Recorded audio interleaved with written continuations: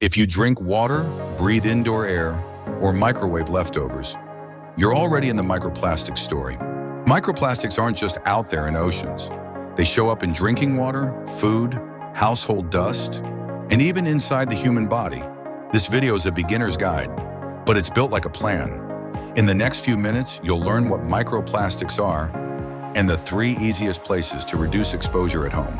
Quick question, what do you think causes more exposure? Ocean trash or your laundry machine? Most people guess wrong. First, definitions, because size changes everything. Microplastics are plastic fragments smaller than 5 millimeters, about a sesame seed. But the urgent conversation is shifting to nanoplastics. So small they can move in ways larger pieces can't. They're measured in micrometers and smaller. Here's why that matters.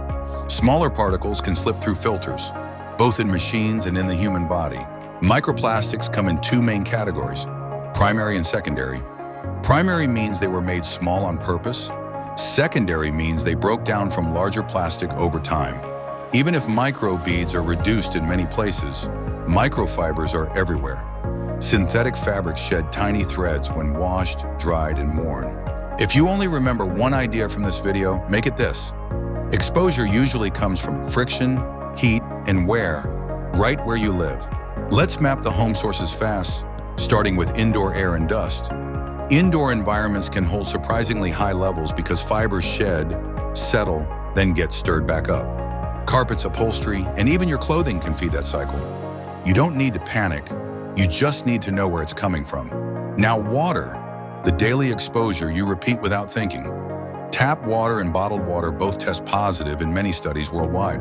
And bottled water isn't automatically cleaner. A lot of contamination can come from the bottle itself and the bottling process.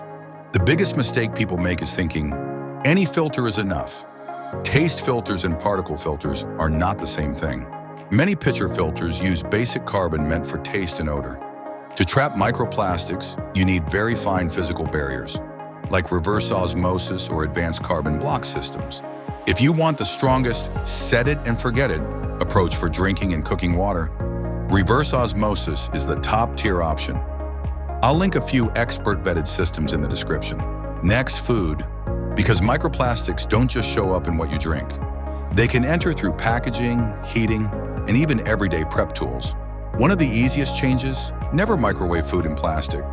Even microwave-safe containers can shed more when heated. Swap to glass or ceramic for heating.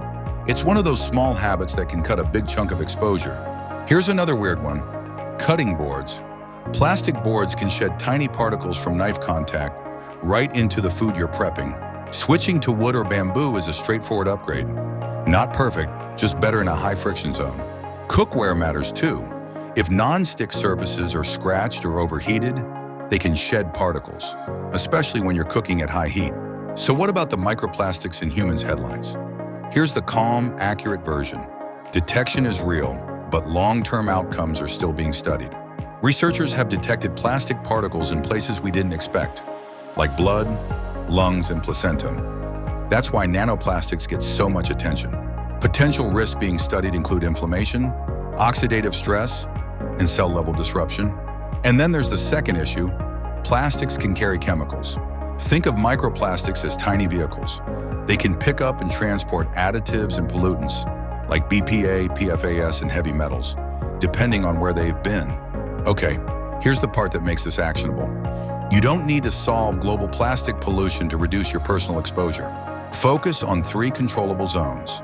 1, drinking water. 2, heat and friction in the kitchen. 3, synthetic laundry shedding. Step 1, treat drinking and cooking water like a daily input. If you upgrade one thing first, make it your water filtration. Step 2, remove plastic from heat and high friction contact. Glass for leftovers, wood for boards. Replace scratched non-stick. Step 3, stop microfiber shedding at the source. Use a microfiber catching laundry bag or a washing machine filter, especially if you wash synthetics often. If you want help picking the right gear, I've linked a short list of expert-vetted options. Filters, kitchen swaps, and laundry tools. They're organized by impact so you can start small and build. If this helped, subscribe. This channel is about calm, science-backed ways to reduce exposure without fear. And if you want deeper guides and updated research, join the free newsletter linked below.